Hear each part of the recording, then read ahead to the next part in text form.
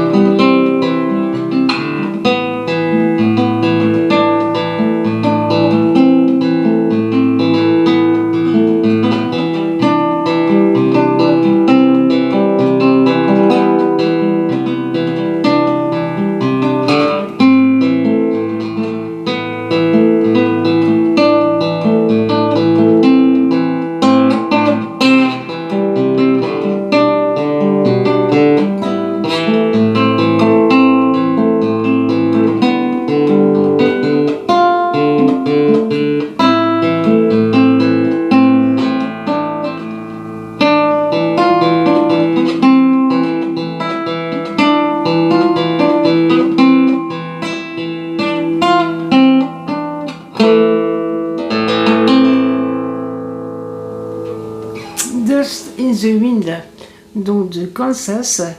Kansas, c'est un groupe de rock progressif et c'est un de leurs seuls morceaux acoustiques sans batterie qu'ils ont donc fait en 1977. Sinon, tout le reste est beaucoup plus hard, beaucoup plus rock. Donc, Dust in the Wind, qu'est-ce que raconte cette chanson? Cette chanson, en fin de compte, si on résume, tout est poussière et tout redevient poussière. Donc, en référence à la Bible. Alors, il ne faut pas penser à la mort quand on écoute cette chanson, enfin pour moi en tout cas. Je trouve que c'est une chanson qui repousse la vanité, qui met en valeur les choses essentielles de la vie. Effectivement, il ne faut pas se croire indispensable, mais je pense que notre vie a un sens. Et moi, je la vois vraiment positivement, cette chanson. Après, chacun son interprétation. La mélodie est jolie, et c'est pour ça que je vous ai dit au départ, un voyage, et c'est là où vos rêves et vos pensées vont vous amener. Donc, faites de beaux rêves et de belles pensées. Sinon, cette chanson donc, a été reprise par le groupe Scorpion, a été reprise par Murray Head. Cette chanson a été aussi traduite dans différentes langues, entre autres en espagnol. Elle figure aussi dans quelques films et quelques séries, Highlander, Desperate Housewives.